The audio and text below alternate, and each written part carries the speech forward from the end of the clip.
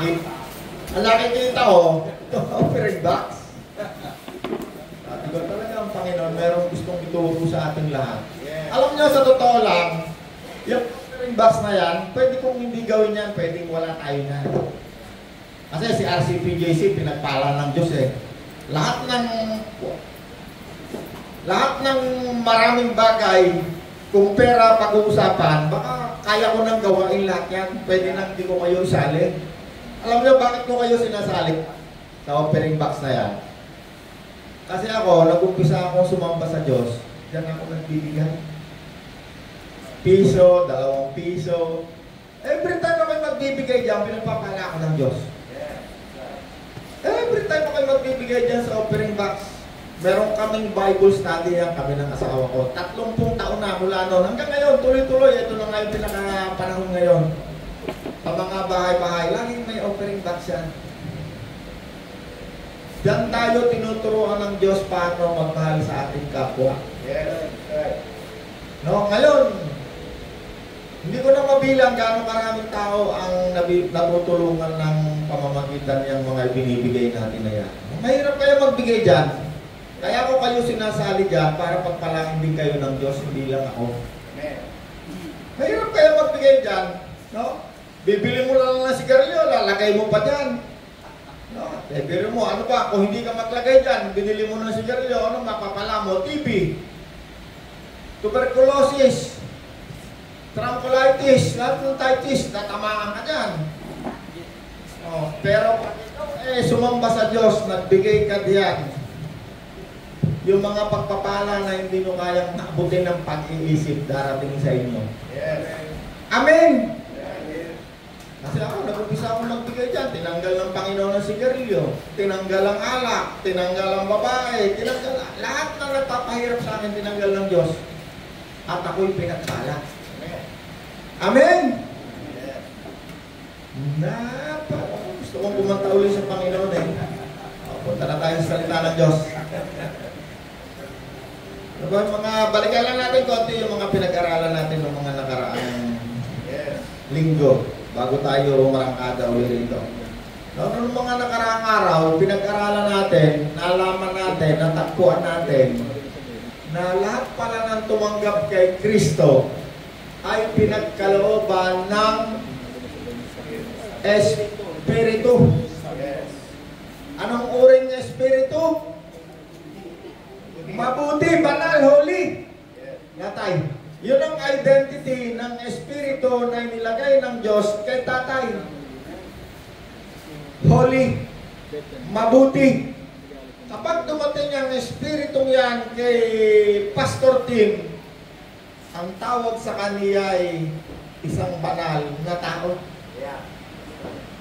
Holy na tao, banal na tao. Kapag dumating ang Espiritu na yan sa lugar na ito, pwede natin itong tawaging banal na lugar. Holy place. Tama na na ibatsina.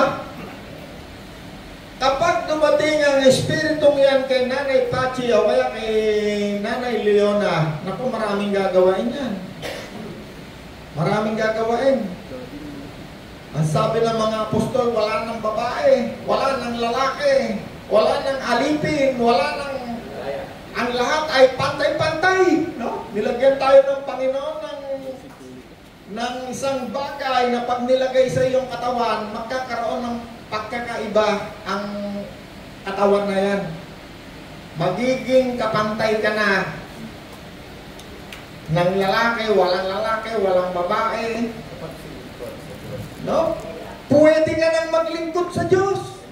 Nakakapaglingkod na, dati hindi. Dati hindi. Ang nakakapaglingkod lang sa Diyos, yung mga tinatawag na high priest.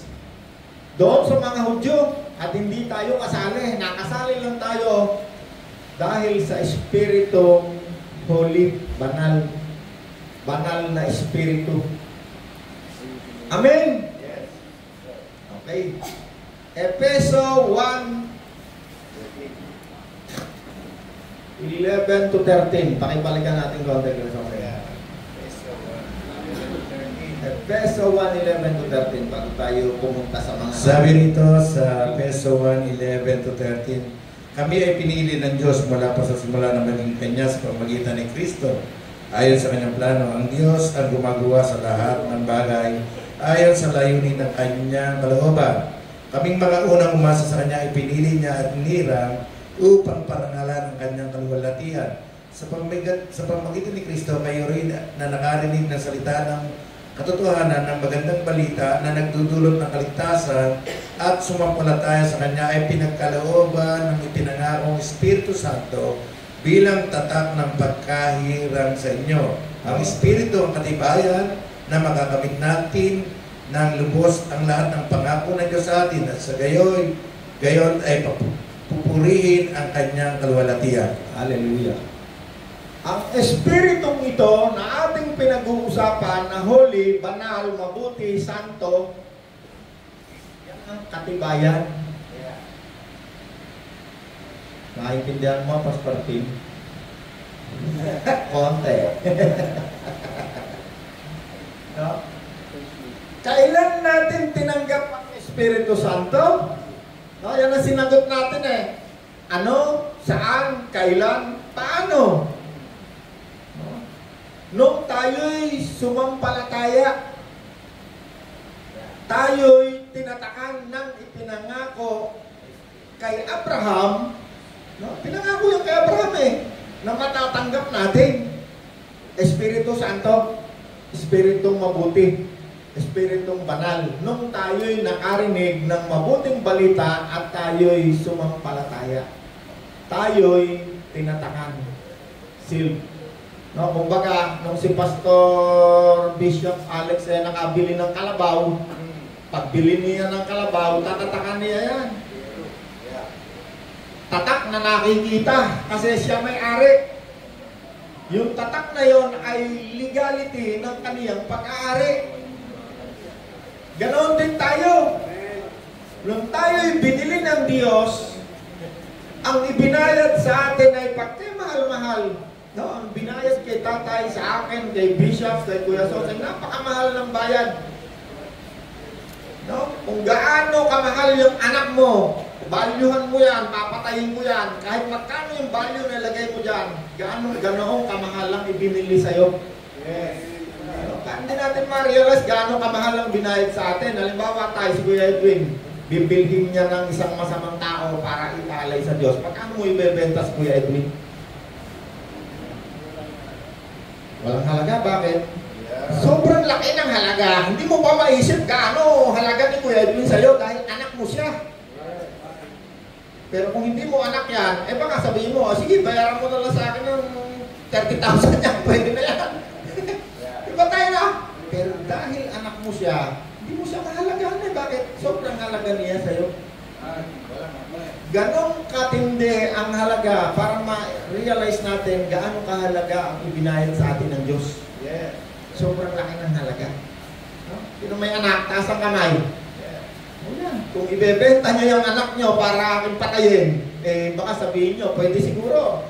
Baka, halimbawa ako, no, mahirap na mahirap. Kasi ang tao nung araw talagang binibenta eh, pag sobrang hirap. Halimbawa ako, sobrang hirap ko. Kaya si Abraham nandito, pwede kong ibenta yan eh. Totoo sa totoo lang. Sobrang hirap ko, wala akong makain. Talaga namang sobrang hirap. Kasi sa Bible nandun eh. Yung mga tinatawag na slaves, alipin, binibenta sa may hirap, yun yung sobrang hirap na ng buhay. Hindi na niya kayang buhayin ng kanyang anak. Ang ginagawa nila, binibenta yung anak nila. Either babae, either lalaki. O si Abraham, pwede kong ibenta. Medyo mahal na yan kasi kaya na nga mag-araro ng bukid. Malaki. Palagay ko kung sa panahon ngayon, abe, kung may bibili dyan ng mga 50 million, baka ibenta ko yan eh. Baka, totoo lang. Para lang ma-realize natin gaano kamahal yung anak mo. Gaano yung value. Kasi si tatay, ayaw ng valuehan si Kuya Edwin eh. Kasi baka nahiya sa kayo. Pero sa katotohanan, sobrang hirap mo tay. Kasi ang daming gumawa sa Bible nun eh. Pangkaraniwang ginagawa, pag sobrang hirap ang buhay, yung anak nila, binibenta nila. Para sila ay makaalwan-alwan ng konti sa buhay. Yeah. Eh baka sa palagay ko, baka walang bumili kay Abraham ng 50 million eh. considering, para lang ma-realize natin gaano, ano itong ating pinag-uusapan, ano yung value ng ibinili para tayo makalaya sa kasalanan. Si Abraham, kung may bibili dyan ng halimbawa, mahirap na mahirap ako. Kahit sa tuka ako, talagang sobrang hirap. Baka 1 milyon, benta ko yan Hindi, sa katotohanan lang, kung yung 1 milyon na magbibigay sa akin ng kaluwagan ng buhay. Kung may bibili, kung inilalagay ko lang yung ating pag-iisip doon sa lugar para ma-realize natin gaano kamahal ang ibinili sa atin ng Diyos.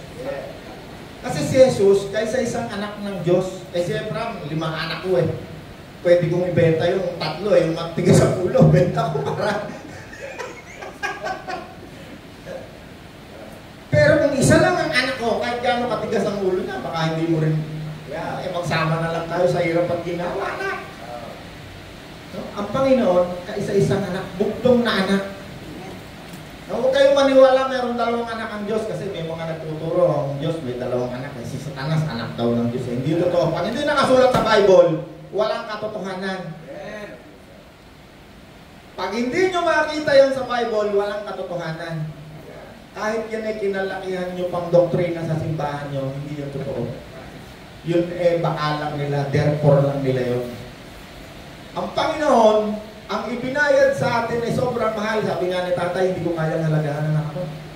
Sobrang mahal. Ang Panginoon, isa lang ang anak Alam niyo kung kanino niya binayad yung kaysa-isa niyang anak? Sa masasamang tao. Sa amin ni tatay, kay Bishop, kay Pastor Jose, kay Pastor Tim. Si Pastor Tim, kala niyo mabait yan, mukhang ang nila. Hindi. Lahat ng kademonyoan ginawa niya. Runaway yan sa pamilya niya. You understand, Mr. Tim? Pastor Tim? Don't konti lang. I'm selling you right now. Narinig ko na kasi ang kwento niya. Laking Amerika. Alam nyo na sa Amerika, lahat ng kademonyoan nandun. So, atikin siya ng kung ano-anong siguro kahirapan, kaya siya nag-run away. Punta siya ng Canada. At doon sa Canada, lahat ng trabaho na kaya niyang trabahuin, sabi niya, kahit ako'y maghugas ng puwit ng matanda, gagawain ko.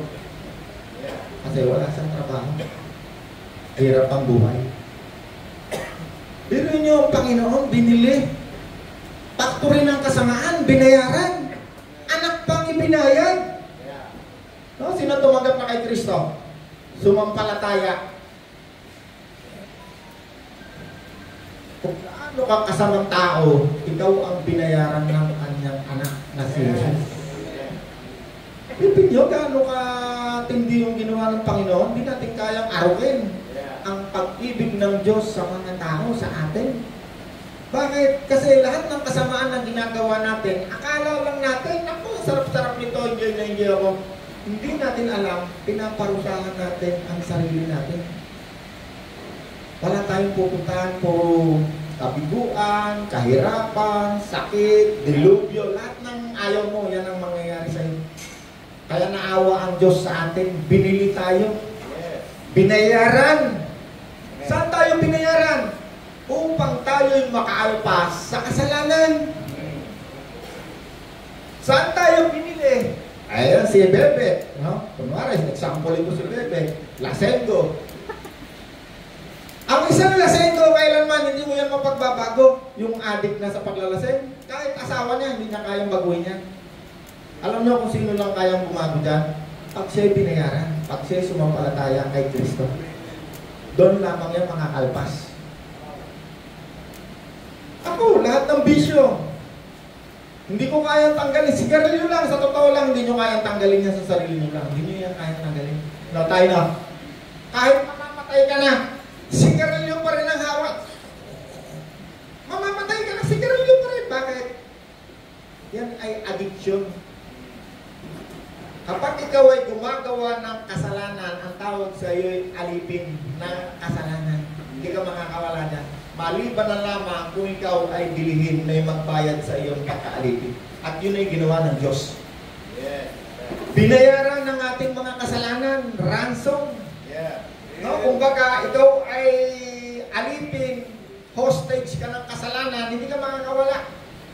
Maliban na ikaw ay bayaran ng Diyos, hindi ka makakawala sa kasalanan.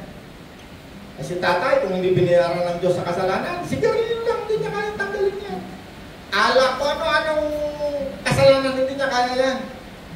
Akala lang ni nanay, mabobolo lang yan si nanay. Akala niya, naku, bait-bait ko na. Pero pag wala si Kristo sa kanyang, pag wala ang Espiritu, hindi ka makakawala niya hanggang mamatay ka, nangihipo ka pa ng kung ano yung kasalanan na ginagawa mo. Hanggang kamatayan. At yun ang pinakamalupit. Pag ikaw ay inabot ng kamatayan, naroon ka sa kasalanan.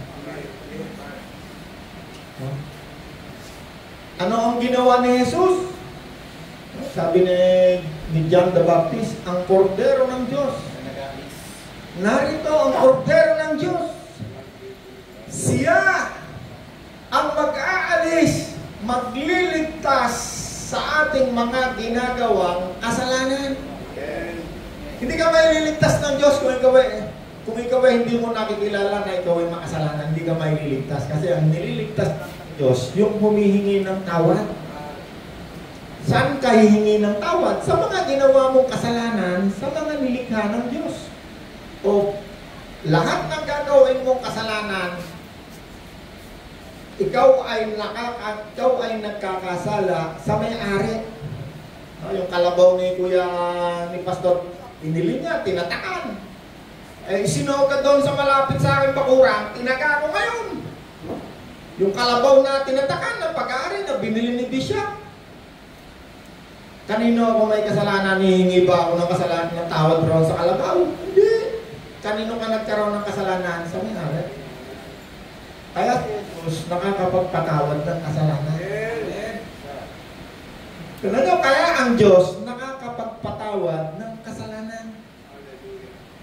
Pwede tayong humingi ng tawad, magpasya. Patawarin niyo po ako, Panginoon. Ako'y makasalanan. Kapag ikaw ay nagpasya at na-realize mo ang ginawa ng Diyos sa buhay mo, yung mabuting balita ng kaligtasan tungkol kay Kristo, ang Diyos lalapit sa iyo, kukuha ng sinyal, tatatakan niya si Nanay Pagi, Osyo! Espiritu Santo, tawag natin. Yang Santo na Espiritu na yan na mabuti, yan ang gagabay sa atin. Anong gabay? Patnubay. Pag ikaw ay gagawa uli ng kasalanan, ayan, yan dyan ka na gagabayan para ikaw ay lumayo sa kasalanan. Number 1 yan. Yan ang patunay ng Espiritong mabuti o na kay Nanay Pachi na. Pag gagawa ng kasamaan niya, sabi ni Nanay Pachi, ayaw ko na yan. Hindi na ako nag-enjoy dyan. Hindi na yan masarap. Pag gagawin ko yan, meron nang nagsasalita kay Nanay Pachi. Sino? Ay di ba tinuro ng Panginoon? Kung sino yung tatawagin natin, ang iyong ama, magkakaroon ka ng ama sa Espiritu, ang Diyos.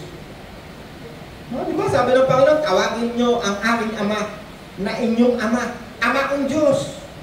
No? Tinuruan tayo ng Panginoon, paano manalangin eh? Ganito kayo manalangin, ganito kayo humingi ng tulong sa Diyos. Sabi niya, tawagin ninyo ang Diyos, ama kong Diyos. No, hindi naman tinuruan si Gideon ng panalangin. Tawagin mo ang iyong amang Espiritong Diyos. Ama kong Diyos. Baka ako'y ano na naman. Tawagin ninyo ang Diyos, Ama kong Diyos. Ang Panginoong Isus, hindi natin pwede tawagin. Amang Isus. Hindi pwede, walang itinurong gano'n ng Panginoon. Bagamat sinasabi ng Panginoon, ako taka may isa. Sa Espiritu, ang Espiritu, ang salita ng Diyos, di ba sabi ng Panginoon, ang salita ko'y Espiritu. Narinig niyo yan, no? May verse na, may verse yan. Ang salita ko'y Espiritu at buhay. No? Kaya yung baptism in the Spirit, walang nakakaintindi niyan eh. Brother Tim, do you know how to baptize in the Spirit? No, di ba baptism sa tubig, eh, sabi doon, may definition pa nga yun eh. Ano tawag doon? Definition, ilulubog eh. No? Ilulubog sa tubig. Ay, paano mo ilulubog sa Espiritu? Kaya marami na ililigaw eh. Bakit? Kasi hindi nagsusuri. Kaya sabi ng Panginoon, dilid-dilihin mo ang aking salita araw at gabi. Alam niyo yung pinabasa ko na yan?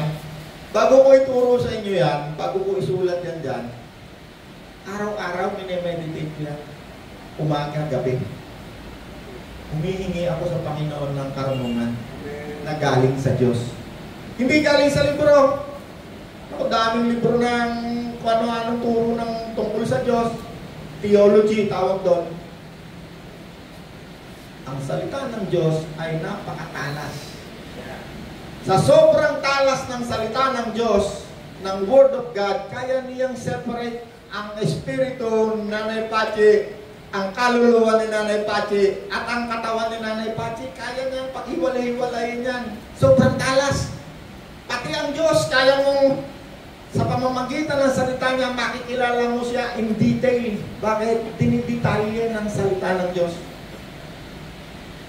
Itong Bible na to, ang tawag dito, salita ng Diyos. Pag si Kristo ang nagsalita, ang tawag doon, salita ng Diyos. Pag sinabi ni Kristo, paring pulis, bibigyan kita ng buhay na walang hanggan. Sabi, paring pulis, eternal life, hindi ako ayaw dyan. Gustong-gusto ko yan. Meron pa akong bibigay sa'yo, buhay na masagana at masaya. Abay, lalong hindi ako tanggi dyan. Gustong-gusto ko yan, masagana. Abay, hindi ko na kailangang ibenta yung anak ko para ako'y sumagana. Masagana sa pagkain, masagana sa damit, masagana. Lahat ng gusto mo, lahat ng kailangan mo, nandyan. Pero sabi ng Panginoon, pagsisihan mo, talikuran mo ang iyong kasalanan. Ako dyan magkakatalo. Isip muna ako, yung babae ko, number 1 ko, number 2 ko, mamaya magsusugal ako magdapag, ang sarap. Mangungotong ako, para hindi, example lang to ha. Pagtalikod sa kasalanan, doon tayo magkakatalo. Sino ang magpapasya? Ayaw ko na ng kasalanan. At ikaw ay nagpasya, ayaw ko na ng kasalanan, Panginoon. Patawarin mo sa kasalanan. Mula ngayon, ikaw na ang aking Panginoon. Ang Diyos, merong gagawin din natin nakikita. Yung iba, binibigyan. Kasi ang definition nila sa Espiritu, hangin, ruwa, kumuha sila ng definition sa dictionary. Ginawa nilang hangin. Kaya ang tawag nila doon sa Espiritu Santo, hangin yung hininga nila. Ang tinatawag na Espiritu Santo ay nagbibigay ng buhay, hindi hangin, kundi yung Espiritu na hindi nakikita. Tingnan niyo yung mga ang akala nila Espiritu Santo hangin. Kasi kumuha sila ng karunungan sa encyclopedia. Dinefine nila yung Espiritu Santo. Kasi ang Espiritu, ang Bible, pag yan hinanap mo sa Google, iba ang definition. Iba, maliligaw. Basahin mo yung Bible mo ng puro. Meditate mo at yan ang magre-reveal ang Diyos sa'yo. Lalong-lalo na kung ikaw ay nagpasya na tumalikod sa kasalanan. Kasi sa awit, sa mga ngaral, sabi daw ng Diyos, kung sana ikaw ay nakinig sa aking saway, ibubugos ko sa iyo ang kaalaman na hindi nalalaman ng maraming tao na wala ang Espiritu ng Diyos. Kaya yung isang taong tumanggap kay Kristo, sumampalataya, nagpasyang sumunod, kahit kamatayan, alam na nila, religion nila. Pansinin nyo, lahat ng tao sa Bible, yung mga disipulo, lahat na puro religion nila, kalawin nila. Bakit? Kasi hindi sila nagturo ng naka-align sa kanilang religion. Amen! Okay, punta na tayo sa unang Korinto 12:1. Yan ako nababasa, sundan nyo na lang. Mga kapatid! Sabi ni Apostol Pablo, continuation yan. Kaya arangkada ulit tayo. Ngayon, tungkol naman sa mga kaloob ng Espiritu. Ang Espiritu na tinanggap ng isang mananampalataya. Sino tumanggap kay Kristo? Sumampalataya, nagsisi. Taas yung kamay na nagsisi, sumampalataya kay Kristo, tumanggap. Okay. Kung ikaw ay isa sa tumanggap kay Kristo, sumampalataya, nagsisi ha, kasi maraming tumanggap lang ng buhay na walang hanggan, buhay na masaya, buhay na masagana, pero hindi nagsisi. Maraming ganyan. Tumanggap lang ng buhay na walang hanggan, kasi wala namang kakayaw, buhay na masaya, buhay na masagana, pero hindi siya nagpasya na tumalikod sa kasalanan. Yung tunay na mananampalataya, tumanggap kay Kristo, tinanggap ang buhay na walang hanggan, tinanggap ang buhay na masagana na pangako ng Diyos, at siya'y nagpasya na ayaw na niya ng kasamaan, kasalanan. Nagpasya. Kahit alam niya hindi niya kayang talikuran, basta siya nagpasya na, katulad ni tatay. Sabi ni tatay, ayaw ko na ng sabong. Tamatay no? Eh kasi kung magsasabong ako, nahiya naman ako kay Aling Mary, binibigyan lang ako ng pera, hindi naman ako nakakapagtrabaho na kasi ano na ako, mahina na ako. Tamatay no? Sabi ni tatay, ayaw ko na magsabong, ayaw ko na rin maglasing. Kasi nakita ko at narinig ko sa itinuturo ng aking manugang, eh yun ay kasalanan. Ayaw ko na rin mangotong o kung ano mang kasalanan ang ginagawa ni tatay. Sabi ni tatay, ayaw ko na ng kasalanan. Gusto ko nang magbago. Nagpasya ka, tinanggap mo si Kristo, yung pangako na buhay na walang hanggan, eternal life, buhay na masagana, na kahit hindi ka nagtatrabaho, eh may dumadaloy na biyaya sa kamay mo, pangako ng Diyos, darating. Hindi galing kay RCPJC, dahil kasi yung galing kay RCPJC, galing din sa Panginoon, maaaring gamitin ako. Dire-diretso sa'yo. Darating. Nagpasya. Ngayon, yung Espiritu Santo, meron pa siyang pangako o regalo o kaloob na hindi mo pa alam. Na sinabi ng Panginoon na merong lahat ng taong tumanggap sa Kanya, nagsisi at tinatakan ng Espiritu Santo. Sabi ng Panginoon, gusto kong malaman ninyo kung ano ang regalo kong nasa sa inyo na hindi mo pa alam, na ibinigay ko na sa inyo. Yan ang topic natin ngayon. Sabi ni Apostol Pablo, mga kapatid, siyempre, hindi ka na matatawagin ni Apostol Pablo na kapatid kung hindi mo tinanggap si Kristo. Kung si Ed ay tumanggap kay Kristo, nagsisi, sumampalataya, ikaw ay kapatid ni Pablo at nung 12 apostol ni Kristo. Pero kung hindi ka tumanggap kay Kristo, hindi ikaw to, hindi ito para sa'yo. So, kailangan malaman natin, ang salita ng Diyos, yan ay meron pinatutungkulan kung sino. Sino nagsasalita, sino kausap. Pag yan ay inaako mong iyo, pero hindi naman pala para sa'yo, hindi mo yan maintindihan. Hindi mo mauunawaan yan kahit kapiraso. Pwede mo lang masaulo yan, pero hindi mo maunawaan anong sinasabi ng Diyos tungkol dito para sa'yo. Sabi ni Apostol Pablo, mga kapatid, ibig sabihin mga mananampalataya na kausap, tumanggap kay Kristo. Alam nila na sila'y mayroon ng espiritu mabuti sa kanilang kamay. No? Si Pablo, pag nagturo yan, lagi niyang sinasabi, hindi nyo ba alam na inyong katawan ay tirahanan ng Espiritu Santo, templo? Kasi maraming tao hindi alam yan. Katulad nga nung pinag-aralan natin noong nakaraang linggo, si Apollo, hindi si Kikuloy, nagtuturo siya tungkol kay Kristo, pero hindi niya alam to. Ang Espiritu, hindi niya alam. Kaya yung mga tinuturuan niya, hindi rin alam.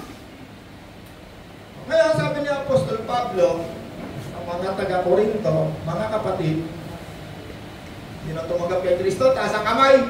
Makinig tayo, kasi tayo ang kinakausap dito ng Panginoon. Sabi ni Apostol Pablo, mga kapatid, ngayon, tungkol naman sa mga kaloob ng Espiritu. No? Dati, ang pinag-aralan natin, 6 na buwan na, tungkol sa Espiritu Santo, paano pumunta sa atin. Ngayon, sabi niya, tungkol naman sa mga kaloob, regalo. Ano ba ibig sabihin ng kaloob? Tayo. Halimbawa ay gamitin natin sa pangungusap. Kasi ang salita sa Bible, kailangan mong gamitin sa pangungusap para maunawaan mo ano ito. Pag yan ay inukay mo sa Hebrew, sa Greek, sa Latin, yung salita lang, maliligaw ka. Iba ang kahulugan. Pero gamitin mo sa pangungusap kung paano siya ginamit sa pangungusap, doon mo lamang siya matutumbok. Kaloob.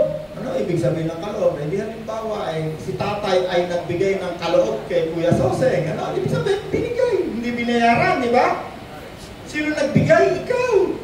Paano ka nagbigay? Pinili mo kung sino pagkakalooban mo. No, ikaw ang magpapasya, kanino mo ibibigay? Kasi yung kaloob, regalo, wala namang bayad yan eh. Pero bakit tayo nagre-regalo? Maraming dahilan. Maaaring ako, pag ako nagbigay, ako yung natutuwa sa isang tao. Maaaring may nakita ako sa kanyang magandang ginawa, o maaaring iba-ibang dahilan natin doon sa nagbigay. No? Sabi niya, tungkol naman sa Espiritu Santo, nais kong magkaroon kayo ng wastong kaalaman. Yan. Gusto ni Apostol Pablo na maituro ano yung mga kaloob ng Espiritong tinanggap natin. No? Kasi kapag ikaw ay tumanggap kay Kristo, meron kang kaloob, merong binigay ang Diyos sa'yo na regalo na kailangan malaman mo. Ano yun? Verse 3. Sa 2. Alam nyo, sabi niya, no, nag-umpisa siya ng kwento, noong hindi pa kayo sumasampalataya. No? Diba, requirement sa pagtanggap ng Espiritu Santo, pag ikaw ay sumampalataya kay Kristo. Noong hindi pa kayo sumasampalataya, kayo ay nailigaw sa mga Diyos-Diyosa na hindi naman nakapagsasalita. Ay, di ba, nung hindi pa tayo sumasampalataya, ano ba religion natin? Di ba? Catholic tayo di ba? O, di ba tayo pupunta ng simbahan? Sisimba tayo, luluhod tayo, may karakol-karakol pa tayo, may posisyon-posisyon. Sa bahay nga natin, nakita ko yung mga santo ni nanay nung dumating ako, may mga santo tayo, sa Katoliko, yung santo, ang tawag natin dyan Diyos. Tama na, Nay? Diyos natin yung mga santo. Doon tayo, nakita ko pinanganak ako, nakita ko, nagdadasal na yung mga magulang ko dyan, lola ko Ako si Noong Maria sa yung kanang grasya ko kanya. Kala mo, recorder. Nagkamalay ako, nakita ko na, nakakaluhod na yung tao sa kanay. Tapos sasan ko. No? Pakluhod na, akala mo yung pinindot yung recorder Yung mga nandakaw po sa likod Amen. Ako po na sa kabo lang hininga talaga naman sa lato Bihiran mo ito, ano ba kaya ito? Ngayon nakikita ko yung buhay ko nung araw ito ako nung araw. Hindi ito offense. Ito para makita natin anong buhay natin dati, anong buhay natin ngayon. Dati, nailigaw tayo sa maraming mga pananampalataya na hindi na mali. No, lumuluhod pa nga tayo, Diyos pa nga natin yung mga bato. Sabi ni Apostol Pablo mga Diyos na hindi naman nakapagsasalita.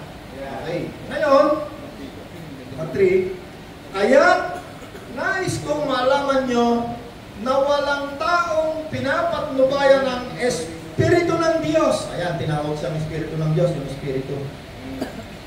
Nais kong malaman ninyo na walang taong pinapatnubayan ng Espiritu ng Diyos. Tinuturo ni Apostol Pablo para matiyak mo na nasa sa iyo ang Espiritu ng Diyos na tinatawag natin Espiritong Banal, mabuti. Merong palatandaan. Sabi niya, number 1, para matiyak mo. No? Kasi maraming tao, hindi sila naniniwala na ang Espiritu Santo na sa kanila, nag-iintay pa sila ng tinatawag na baptism of the Holy Spirit. Kasi sa Trinity, magkabukod yan Kahit tinanggap mo na si Kristo, kailangan mo pa ng baptism. Mag-aintay ka pa ng ikatlong persona. Kailangan kang bautismuhan sa ikatlong persona. Ang tawag nila, Espiritu Santo. Diyos Espiritu Santo. Dito sa ating pinag-aaralan, sabi ni Apostol Pablo, para matiyak mo na bilang isang mananampalataya, na nasa sa iyo na ang Espiritu ng Diyos. Tingnan nyo mabuti, very simple sa magturo Nais kong malaman nyo na walang tao na pinapatnubayan ng Espiritu ng Diyos ang makapagsasabi. Ano sabi nun? Ayaw ko nga sabihin Tayo tinanggap mo na si Kristo bilang Panginoon, tagapagligtas, nagbigay ng buhay na walang hanggan. Kaya mo ba siyang sumpain? Kaya mo siyang sumpain, murahin? Hindi. Bakit? Kasi kinikilala na niya si Kristo, Panginoon niya. Yes. Sumasampalataya na siya kay Kristo. Meron ba nagmumura kay Jesus? Meron, marami. Pinanganak ako, nakaupo ako sa inuman pinagmumura si Jesus Panginoon Naririnig ko eh. Kung ano-ano ka walang yan sinasabi kay Jesus eh. Kung ano-ano kalipusta. Ako, yung Jesus na yan eh. Yan pala, anak pala sa buho yan. Kaya nga nagkaroon ng mura yung putang ina. Nagmula yun doon sa Panginoon na nung inalipustuhan nila ang Panginoon kasi ang Panginoon hindi nila pinaniniwalaan na pinanganak sa pamamagitan ng Espiritu Santo. Sinasabi nila na itong Jesus na ito yung ang ama nito ang ina nito yung puta. Kaya minumura, ang mura nagmula doon, ginawa yan ng demonyo, nag-umpisa yan sa demonyo. Yan ay paghamak sa pagkatao ng isang tao. Hindi naman masama yung salita mong, itong babaeng ito ay nagbebenta ng katawan, legal nga yun eh. Kung pala naman ito legal, kukuha ka lang ng lisensya, pwede naman prostitute, legal. Pero pag sabihin mo sa isang tao, ikaw ay anak ng nagpuputa, ayun na masama, mura yung pag-alimpusta yun sa iyong pagkatao. Minumura mo siya. Hindi pwedeng sabihin ng isang taong tumanggap kay Kristo na si Kristo ay anak sa buho o walang ama o walang ina. Hindi mo pwedeng murahin o alipustain ang Panginoon kapag tinanggap mo na si Kristo bilang iyong Panginoon.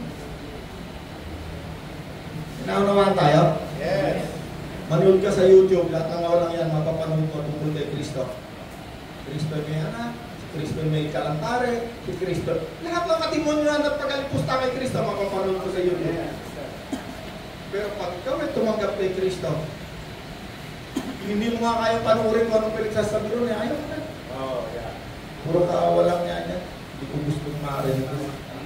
Bakit? Alam mo, totoo, tinanggap mo si Kristo. Ang number one, isa pa lang yan para malaman mo na si Kristo, ang Espiritu ng Diyos nasa sayo. Hindi mo na kayang murahin si Kristo. Yun ang isang patunay na ang Espiritu ng Diyos nasa sayo. May nakalawa tayo? Kaya kapag ikaw, kayang-kaya mong sabihin yung pang-alipusta kay Kristo. Ibig sabihin nun, hindi mo pa kilala si Kristo, hindi mo pa siya tinatanggap ng Panginoon. Hindi ka pa nagsisisi sa iyong kasalanan. Amen? Ayan, nais kong malaman nyo na walang tao na pinapatnubayan. No? Tawag sa Espiritu ng Diyos, patnubay eh. Gagabayan tayo, patnubay. Ang makapagsasabi, sumpain si Jesus. At hindi din masasabi ni naman si Jesus ay Panginoon na ngayon mo. Kung siya ay hindi pinapatnubayan ng Espiritu Santo. Kasi ang isang tatak ng Espiritu, patnubay. Pag patnubay, maaari niya na isang lubid na literal na patnubay. Kung papasok ka sa isang madilim na lugar, buweba o ano man, maaari niya na hawakan, patnubay. Maaari din naman yan flashlight kasi tinatawag si Jesus na ilaw. Kaya ang daan. Papatnubayan ka lang ng Espiritu Santo. Ang Espiritu Santo hindi namumoses. Yan ang pagkakaiba ng Espiritu ng demonyo. Ang Espiritu ng demonyo, pag ikaw ay makasalanan, poposesin ka niya kasi wala siyang katawan. Ang Espiritu Santo, pag yan ay dumating sa iyo, ikaw ngayon ay magiging katawan ni Kristo. Kasi wala dito ang katawan ni Kristo na sa langit. Tinanggap si Kristo, tinanggap si Kristo, tinanggap si Kristo, tinanggap si Kristo.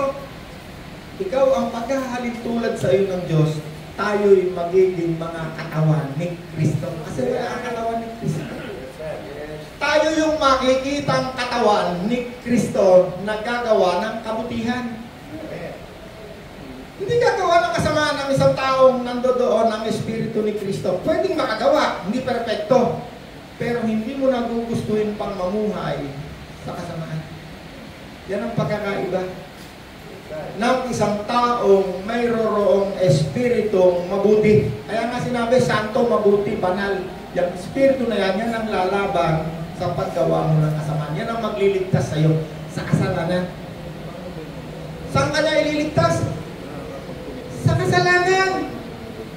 Pag ikaw ay namatay at patuloy kang namumuhay sa kasalanan, ibig sabihin hindi nagtagumpay. Hindi ka nailigtas sa kasalanan. Ang kasalanan na ililigtas ng Diyos sa iyo, dito pa lang sa buhay na ito, ililigtas ka na niya sa mga consequence ng ginagawa mong kasalanan. Kasi bawat kasalanan ng gagawin mo, meron niyang consequence. Meron niyang, ano ba Tagalog sa consequence? Kabayaran! Tama ba yun? Ano bang malapit na salita sa consequence? Bunga! Consequence kabayaran, bunga, resulta. Halimbawa si tatay naglalasing, nambababae, kunwari lang, isa lang, nambababae, kunwari. Anong magiging kabayaran nun? Ang consequence doon, number 1, kung mahuli ka ni nanay, may away yan. Pwede kayo maghiwalay. Problema yan. Direct consequence yan. Ano pa? Abay, may babae yan si tatay, abay yung kasi siyang alam buhay niya, pupunta pa doon yung pera, imbis ni nanay at sa pamilya, tamatay! Nakakaisip ng masama! Alam na alam ng tatay, bakit? Abay, kung walang pera, kailangan mo sustentuhan yung bisyo ng katawan mo, iisip ka ngayon ng paraan. Ano yung sinabi ni tatay? Masama, makakaisip ka ng masama para gumawa ng pera para masustentuhan yung iyong kasalanan. Kasamaan. Gagawa ka ng kung alam ni tatay ano tayo dito? Hindi, huwag naman siya po. Kung alam ni tatay yung gancho, yung gipit, manakot, gagawin ni tatay. Gagawin niya, bakit? Kailangan niya ng pera. Ngayon, kung sinabi nga ni Nanay Pati, nagtinda pa si tatay ng sabu, ay nadagdagan ngayon ng kasalanan, mas madadagdagan ang consequence mo. Pag nahuli ka ng pulis, baka balik kulungan ka. Tama na tayo. Bawat kasalanan na gagawin mo, meron tinatawag consequence. Masarap gumawa ng kasalanan. Kung tatanungin mo ako, gusto ko ba ng ginagawa na itong kasalanan? Gusto ko yan. Gusto ng katawan, gusto yan. Pero yung consequence, ayoko. Magnakaw, madali mo magnakaw. Pero may consequence din. Pag nahuli ka sa ninakawan mo, pwedeng mawalan ka ng trabaho. Wala. Dami kayang nahuli na rito nagnakaw. Tanungin ko, ba't ka nagnakaw? Kasi kuya, kulang ng pera. Tanungin mo naman yung asawa, ba't kulang ng pera? Kasi yung kuya, natutuyang magsugal. Ayun ang consequence. Natutuyang magsabu. Talaga, nakita mo? Opo. Wala ng consequence. Isa lang yun sa consequence. Nawala ng trabaho. Kahit sabihin niya, mahirap ang buhay. Kahit anong hirap ng buhay mo, pag may trabaho, may kakainin ka. Yes. Diba? May kakainin ka. Paano kung nagbisyo ka, gumawa ka ng kasalanan? Maaaring hindi ka pa nahuhuli ngayon. Pero may dulo yan. No? Baka ikaw ngayon ay gumagawa niyan, ang Diyos nagkasalita sa iyo. May dulo yan. Malapit ka na sa dulo. At yun ang ayaw ng Diyos. Maranasan mo yung dulo, yung consequence. Ayaw ng Diyos magdusa tayo dyan sa ginagawa natin kasalanan. Ayaw ng Diyos.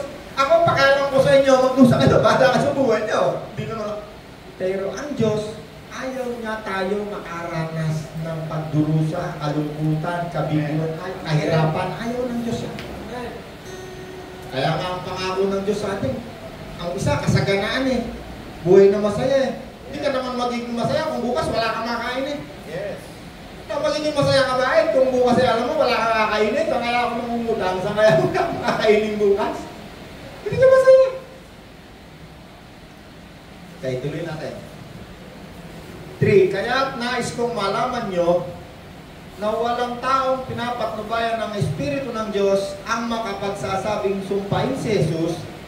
Hindi din masasabi ninyo man na si Jesus ay Panginoon kung siya ay hindi pinapatnubayan ng Espiritu Santo. Okay, sino sa inyo rito ang makapagsasabi si Jesus ay Panginoon ko? Sino sa inyo rito ang makapagsasabi si Jesus ay anak sa labas ng nanay niya? O sumpain ng Panginoon? Sino makasusumpa sa Panginoon? Wala, di ba? Yan ang patunay, Espiritu Santo ng Diyos nasa inyo.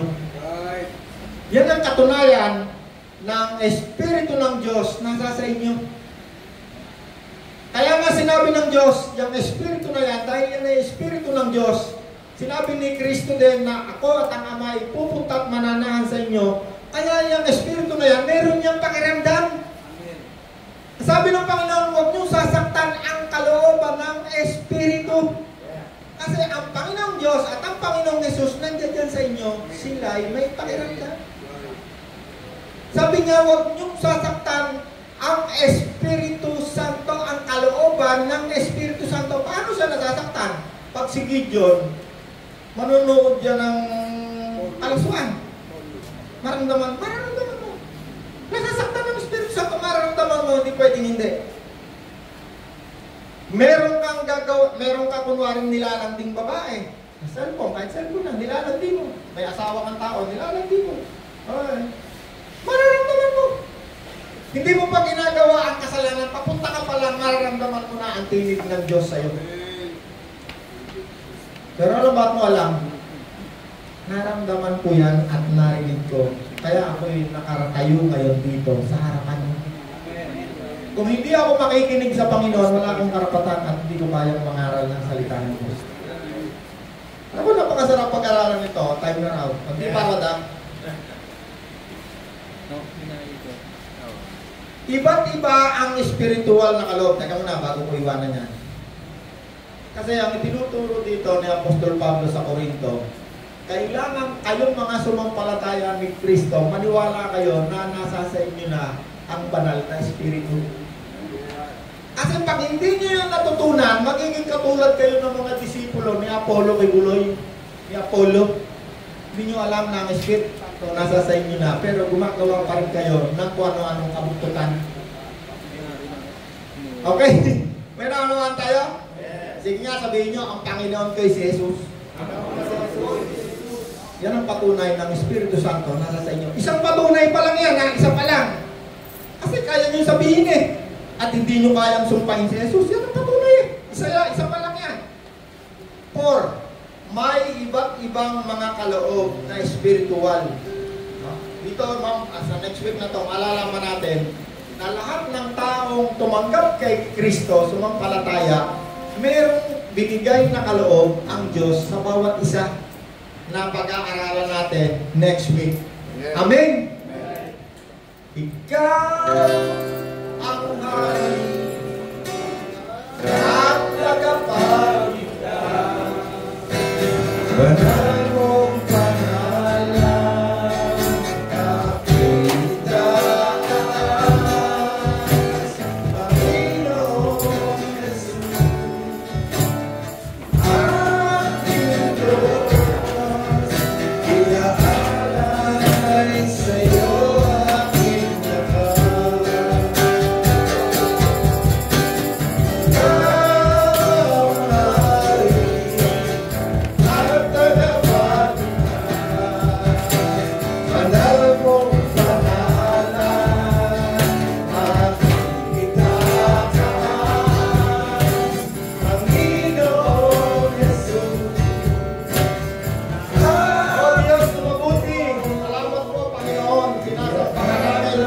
lakas. Gamitin mo po ang saraping ito upang tumulong sa aming kapwa at mahal sa aming kapwa ng mga